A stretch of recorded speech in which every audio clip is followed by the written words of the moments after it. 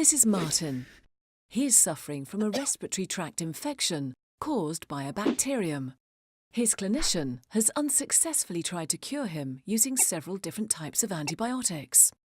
The bacterium responsible for his lung infection has become resistant to the most widely used antibiotics available. Like Martin, millions of people are infected each year with bacteria that are resistant to antibiotics. Antibiotic resistance is now so widespread that the World Health Organization regards it as one of the major current global health crises. In 2014, the European Commission started funding 15 international research projects to help solve the problem. Among these projects is PneumoNP. PneumoNP gathers together 11 partners from 6 European member states. The consortium comprises research institutes, universities, small and medium businesses. The partners collaborated from 2014 to 2017 to develop a novel solution to diagnose and treat infections caused by antibiotic-resistant bacteria.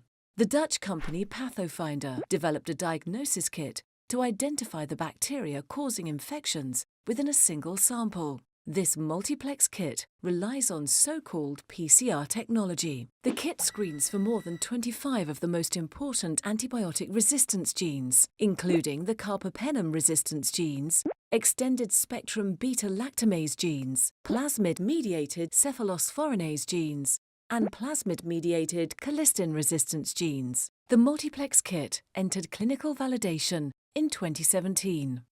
This kit runs on standard laboratory equipment. This makes the kit relatively cheap to use. Using the PathoFinder kit, Martin's doctor can identify whether he is infected with antibiotic-resistant bacteria and prescribe the proper treatment. After 4 years of research, the PneumoNP team delivered a functional diagnostics kit and showed the added value of new antibiotics coupled with nanoparticles in the treatment of respiratory tract infections caused by antibiotic-resistant bacteria. The research is paving the way for the production and use of safer and more efficient antibiotics that will cure patients like Martin.